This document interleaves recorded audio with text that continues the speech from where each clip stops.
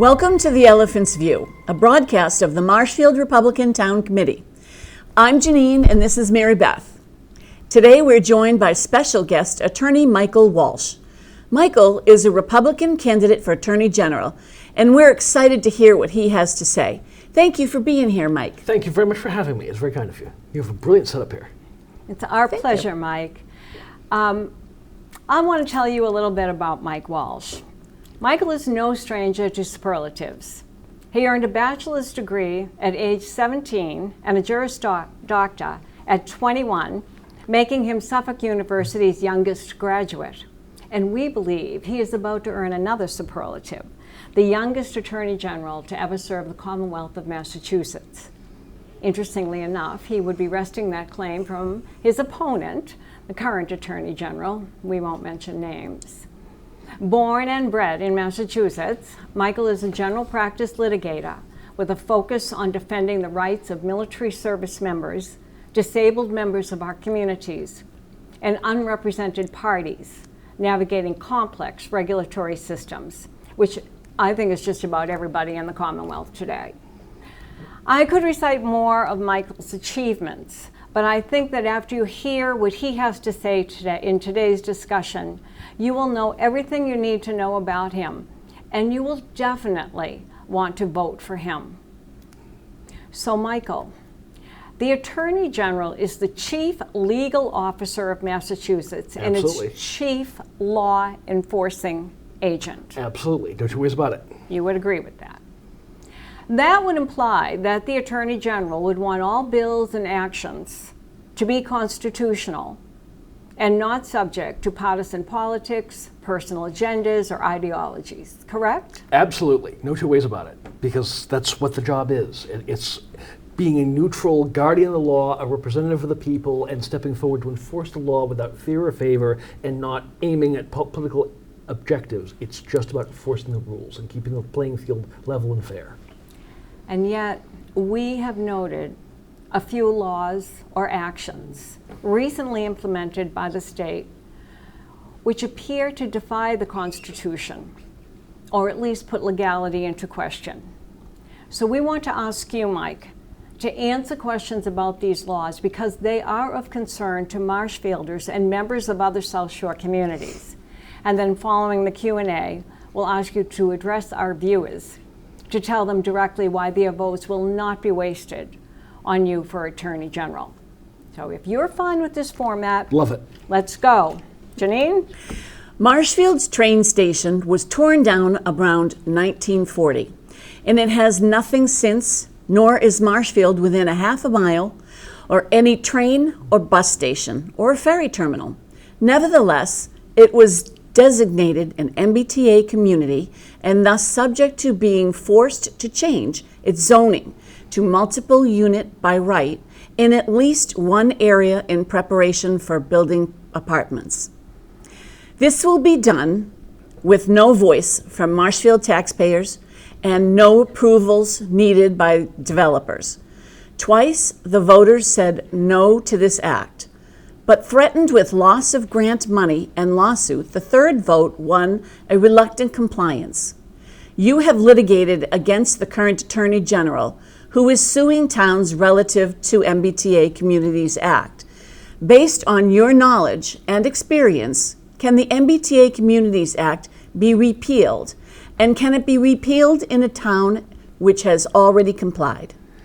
So to answer your question, first of all, it's a law. The legislature can always repeal it. But where the teeth really are is in the regulations put out by the State Housing Department. And those, I believe, exceed their authority under both the statute and contrary to the Home Rule Amendment for the state constitution.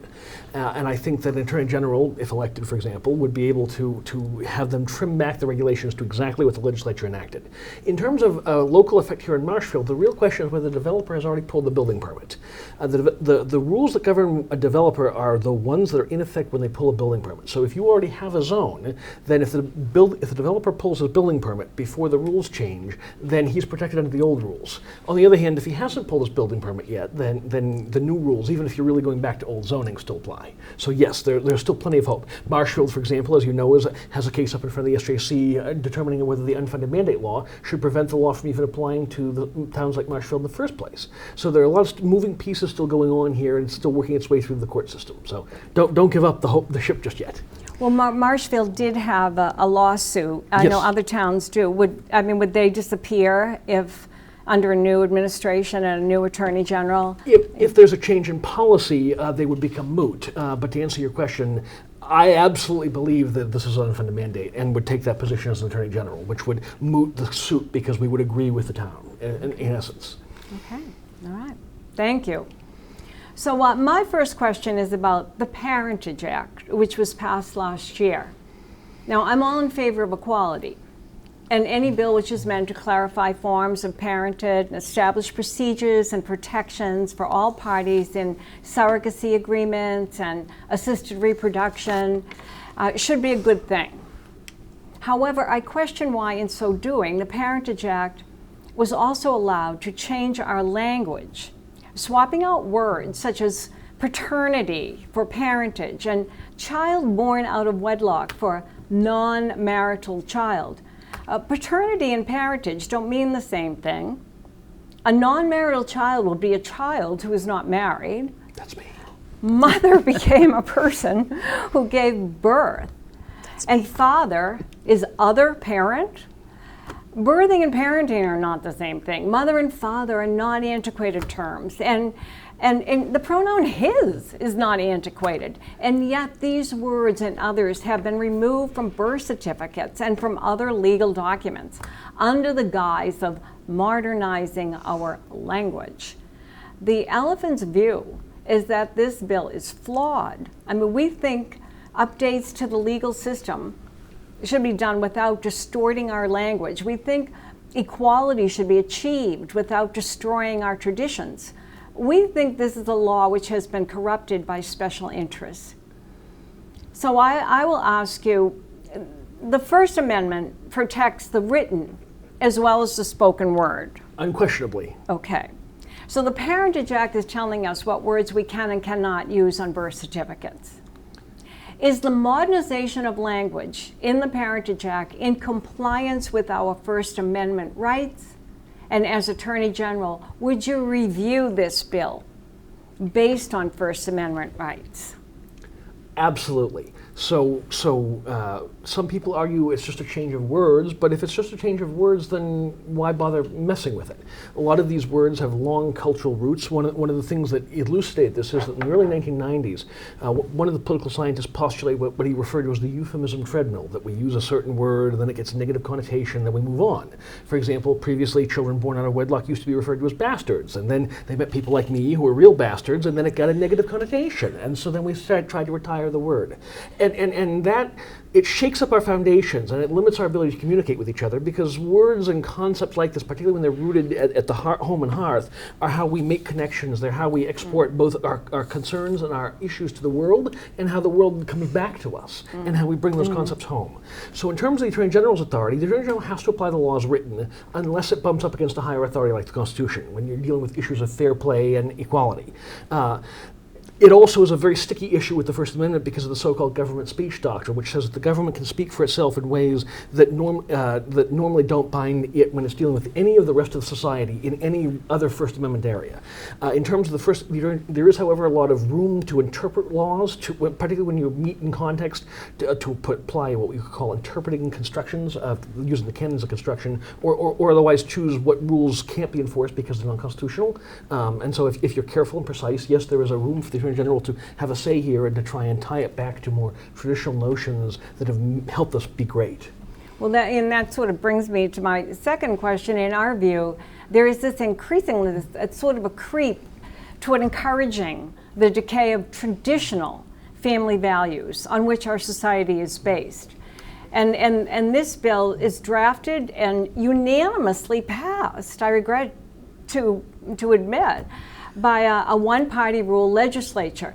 So if you were Attorney General, would there be an opportunity to revisit bills like the Parentage Act that passed with no opposition voice, so as to ensure that all parties, including fathers, for example, are fairly treated? So it's a little bit of a dicey answer, but the Attorney General has to apply the law unless written, unless it bumps up against a higher thing like equality or fairness, because those are embedded in the Constitution. But to answer your question more directly, the Attorney General has a statutory duty to be advising the legislature about bills, and as far as I can tell, it hasn't been done in decades, and it's way easier to catch these things before they go bad than to try and fix it afterwards. In terms of the ability to fix it afterwards, yes, there's quite a bit of room to as mentioned earlier, but there's also a larger societal context playing out, and that's kind of an interesting, problematic debate, really. There are those who are arguing our society is antiquated and they're trying to clear out brush and move to a brighter future, arguing that our culture is holding us back. I think our culture is what's brought us this far. You know, we mastered fire, we went to the moon, we have artificial intelligence, we're doing amazing things, and all of that's because we can go to work and then come home to family and hearth and home, mom and dad, Yes. children's, and if you don't have home, or if the government is no longer speaking the same language as its citizens, there's a disconnect, and that's not a good thing. I think that's what we're feeling now. Right. There should be no negative connotation with the word mother and father. It should be Right. all positive. Right. We could always go to Latin expressions if that's make it easier. I understand those who want to change language. It's brought out of a well-intended idea for example, you may remember about 10 or 15 years ago, we got rid of the Department of Mental Retardation because we were concerned that would negatively connotate folks who have disabilities. And I understand that. It's a great impulse, it's important, but when you start doing it to core cultural concepts like motherhood and paternity Yes. and marriage, it becomes a lot harder because there are long historical cultural mores that we're just not ready to give up. In terms of the Attorney General's role, you got to enforce the law, but certainly those principles animate how you view it. Thank you. We would be remiss if we have you here and neglected to ask you about the status of the audit. We know you're involved with the current Attorney General in this. Can you tell us where we stand and what do you think we can expect as an outcome? So right now, in the last couple of weeks, so you've probably seen the legislature, both the House and the Senate, are making what could best be described as a head fake towards transparency. They're trying to promise an audit, but they're basically promising to make public documents that are already public and not to reveal the things that the auditor and the public really need and want to know. One of the things that's, there are 4 pieces of litigation currently in play. One is a suit brought by Mrs. Brensley pending in the front of the Middlesex Superior Court. I am counsel on 2 of them. One is John Deaton's suit, 24 taxpayer suit that's been sent from the single justice down to the Middlesex Superior Court. There's several motions briefed that's waiting for hearing date. There is also an appeal by Mr. Jim Lyons, which is currently up on appeal. We heard oral argument some time ago. Excuse me, I think we're waiting for oral argument. It's been briefed. And then, of course, there's the auditor's suit against the legislative leadership that was settled basically at the point of 7 Supreme Court justices saying, "What the devil are you doing?" The Attorney General, at least in my eye, has been a professional stonewaller here. I mean, remember that this isn't just something new from the last 2 years. This was a campaign promise the auditor ran on when she first ran 3.5 years ago. And she got stalled for 1.5 years, and then the Attorney General said, well, your current statute doesn't allow it, so you have to go to the voters. And then the Attorney General certified the question that passed, so she didn't know what was coming down the pipeline. I definitely knew what was coming down the pipeline. And she certified it, and the voters voted on it, and then it gets stonewalled for another 1.5 years. In that suit between the auditor and the legislative leadership, the Attorney General picked a side. She sent 2 of her top lieutenants, including her first assistant, her right-hand man, to go and represent the legislative leadership against the people, against the auditor, and against the audit. For a lady who says that she is a friend of the audit, she is a terrible friend to have. I could not think of a single coin toss that she has flipped the way of the auditor rather than made it harder to get the information the people are entitled to know. We have had a written constitutional history of open public records going back to the Body of Liberties in 1641. We, by law, by culture, and by history, ought to be the most transparent, and yet all of the national polls say that we are the worst in the nation. We just won the Black Hole Award from the Journalist Society for lack of transparency. So the audit is still working its way. The good news is the legislature is afraid enough of what's going on. They're afraid enough of the people, they feel the need to give a head fake to the audit. And the good news is I think the people are not going to be taken in by a fake bill. And the auditor is certainly screaming that from every rooftop she can find, that this is not what the voters voted for and not what we need. So we're hearing you say that the Attorney General actually has the choice to represent either take the side of the government or take the side of the people. Well, the Attorney General has to defend all state agencies, even when you have state agency on state agency. But there is a personal choice that she doesn't have to bring it in-house. There is no reason that one of her 300 or more professional, on-staff, in-house litigators needs to be representing the auditor. That could be farmed out. She could, with a single piece of paper, knight either the House counsel or the Senate counsel and tell them, you defend what your guys are doing, I'll be over here. And she nonetheless made the choice to send her top 2 lieutenants to represent the legislative leadership against the audit. I think she's picked her side despite what she says in public. I hesitate to call her a liar, but if she's a friend, I don't need enemies. Or maybe I should meet some, who knows? That's true. Yeah. Yeah. If you could sway a Democrat or independent voters, what would you say to them? I know that voting Republican can be scary. It's got a lot of negative connotations. There are a lot of national strings that follow with it, but the most important thing is that if you want change, you have to vote for it. If you don't like what's going on, you have to vote for change. Just take the legislature as an example. They're thumbing their nose at 72% of the people on this audit issue because they can get away with it. They know they're going to get away with it. On average, less than 20% of the races in the legislature are challenged. And even when there's a choice, oftentimes it's not a policy choice between Republican and Democrat. It's often a personality complex or a beauty contest between Democrat on Democrat in a primary battle. There just isn't enough choice. And when there isn't choice, if I were Attorney General and you didn't have a choice about me, I could be the world's worst Attorney General, and I would get away with it because there's no alternative. So as scary as it is, as difficult as it is, when you go into a voting booth, you have to think about, is what's going on really working for you, or are you ready for a change? And if you want to change, you got to trust me, or at least consider voting for me. So having sort of piggybacking on that a little bit, being elected Attorney General, what would your priority be? What was your first priority in assuming office? My first priority would be, first of all, to enforce the audit. I intend to be on the people's side. The people voted that law. That law is constitutional. I know it. I've studied it backwards and forwards, and I intend to enforce that. And there's a lot of room yet to go. It's going to be a long haul to get this and pry it out of the legislature's cold dead hand, so to speak. The second priority is I want to sign an Attorney General opinion authorizing, not requiring, just authorizing police and jails and sheriffs and the Department of Corrections to hold illegal immigrants that are wanted by ICE, to honor ICE detainers. So if you arrest somebody and you know they're wanted, in any other jurisdiction, for any other reason, you would hold them for the jurisdiction. If you got arrested and you're wanted in New York, we would hold you until New York said, either give them to us or release them. But right now, our state law, based on the state Supreme Court decision from about 10 years ago, says that we do not have the authority in our domestic state laws to honor ICE detainers. And so even though police arrest dangerous people for dangerous crimes, they have to let them go. They can't honor the ICE detainers, even though they know in the system ICE is looking for them.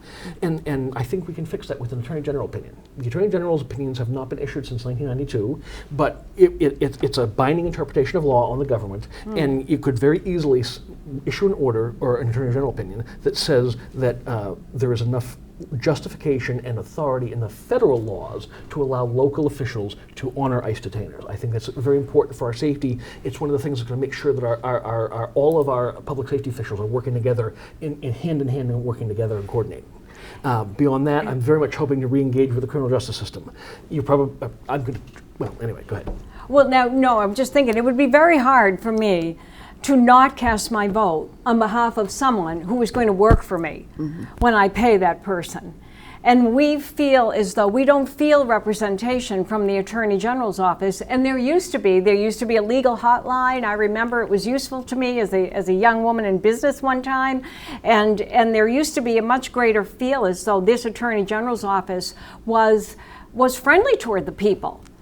And that's not what I'm feeling. And the Boston Globe had an article on Sunday which announced that the Attorney General, Andrea Campbell, has sued the Trump administration 59 times in the 16 months that Trump has been president. And I'm trying to understand how that benefits me as a resident of Massachusetts. So, to have someone who would be in the corner of the people and really be a people's attorney. I know you can't represent, cases, but to have that thinking, to have that mindset. would be a welcome. So if you run my that thing. that number means that she's suing the president almost once a week. And whether you like the president or don't, that's an awful lot. Matter of fact, the Attorney General had to go back to the legislature to ask about 3-ish months ago to ask for more funding for more litigators to sue the president more often. I think she asked for $9 million for 16 more litigators plus staff. And the answer is that there's a huge problem because the Attorney General is not doing the job here at home. She is so busy focused on her ideological concerns. She doesn't like the president. She doesn't like what he stands for, and maybe that's valid, maybe it's not. But I don't think it's fair to tie him up just because you don't like what he says. Andrew Jackson, seventh president, used to say that if you won an election, you were entitled to the machinery of government to make sure that you could enact your policies, the ones the voters had voted for you for. Now, whether or not, occasionally it might be possible that you legitimately had to sue the president, but she's suing him every day for things that have nothing to do with Massachusetts state government. She's suing on student loans. She's suing on amazing things. She's suing on stuff that has nothing to do with her wheelhouse. And the answer is that crime is up under her. She is so busy chasing these ideological and partisan follies. She's not doing the job here at home. Crime was up 6.8% her first year. It went down 3-ish% the next year, but it's still up, and it has been up the entire time. And that's growing a crime wave against a national decline because the president reported about 4 months ago that the national homicide rate fell to the lowest it's been since President Kennedy was in office, yet we see crime up. We see it on newspapers, we see it down with the Memorial Drive shooter, we're seeing a lot of very scary things in our world, and that's because the Attorney General is so busy doing other things, she's not engaged, and she's trying to make a political name and not focusing on doing the job here at home. And that's part of the reason that you feel left behind and disconnected, because she's busy doing other things. Thank you, Michael. And now, I mean, Janine has asked the question I'm asking again to everyone, Democrats, Republican, Independents, to talk to our audience and tell them how their vote will not be wasted on you as Attorney General. One of the things that drives me absolutely nuts is that our Attorney General's office and our government at large is not user-friendly. Let's suppose you had a concern with a local board and you made an open meeting law complaint. They will look at their statute and they'll say, oh, this isn't open meeting law, and then they'll just report to you and say, nope, not our wheelhouse, bye. Rather than pick up the file and walk down the hall to the municipal law unit that applies a whole different set of statutes and can take care of it. Literally, they have a stovepipe mentality, the kind of thing that we put out with 9/11, following the Commission's report. It's horrifying. Using government and its apparatus should not require experienced, savvy users. It should be foolproof. One of the things I would love to do if elected Attorney General is to tell every one of the litigators and every one of the staff that we are not giving out the answer that this is not my wheelhouse. Everybody should be entitled to a yes or a no. Maybe no isn't what you want to hear, but you should get an answer. If someone says not my wheelhouse, then they should be picking up the file and walking it down the hall to someone whose wheelhouse it is. Or they should be emailing it off to whichever agency in the state government handles it. The reason that, unlike on the federal level, the Attorney General is elected by the people is to make sure that it's still responsive. We decided 150 years ago that the Attorney General's office must be independent from the executive and not political, that it must be not partisan, that it must work directly for the people. And I think the current incumbent has recently forgotten that, as did her predecessor. Yeah, and that's where we started at the very beginning saying That's that, right. didn't we, Janine? Yes, There you absolutely. go. Thank you. In closing, this has been a very informative discussion. Thank you, Mike, for your participation. We'd also like to thank our producer, Dave Kolar, assistant producer, Mary Gill, both members of the Marshfield Republican Town Committee, and of course, Marshfield Community Media for the use of its state-of-the-art studio and help from its very capable staff. And thank you, viewers, for tuning in. We hope you will give Mike here your vote. And Michael's information is now on the screen. So if you want to reach out to him, contact him, give his campaign a boost, we'd be very grateful. Thank you all very much. You've been most kind. Thank you.